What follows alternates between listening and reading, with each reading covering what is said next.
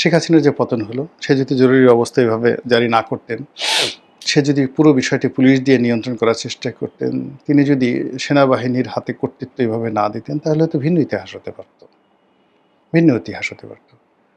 আবার পুলিশ বা অন্যান্য যে সকল তার যে ফোর্স ছিল, তারা যদি কঠোর না হতেন, গোলাগুলি না করতেন, একের পর এক যাকে বলা হয় যে হত্যাকাণ্ড, সেটা যদি না এখন সেটা যেই করেছে না কেন, যত কথাই বলেন না কেন, সরকারের পক্ষ থেকে তো একটা ঘটনা ঘটানো হয়েছে, একাধিক ঘটনা ঘটানো হয়েছে, নির্মম ঘটনা ঘটানো হয়েছে।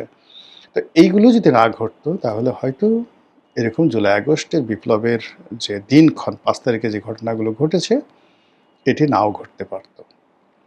তো সেক্ষেত্রে গত বছর যে জুলাই মাসে গোপালগঞ্জের যে ট্র্যাজেডিগুলো ঘটেছে, ওইরকম একটা ট্র্যাজেডি ঘটানোর জন্য আসলে ঘোষণা দিয়ে কোথাও কোথাও মারামারি হয় না, এটা অলনে ছাড়েন।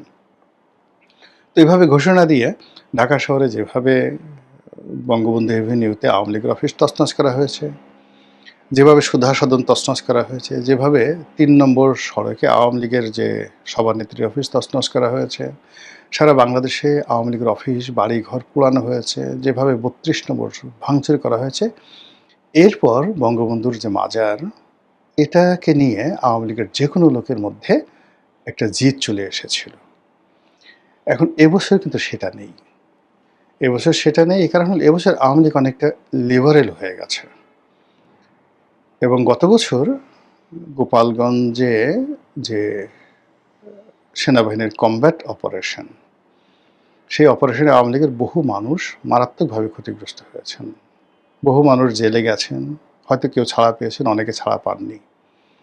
তো সব মিলিয়ে ঠিক ওইরকম যে আবার একটা প্রতিরোধ গড়ে তুলবে, আবার একটা আন্দোলনের ডাক দেবে, আবার জাগো বাহে কণ্ঠে সবাই, এটা হয় না। দ্বিতীয়বার, মানে প্রত্যেকটা জিনিসই ইতিহাসে একবার ঘটে, দ্বিতীয়বার ঘটে না।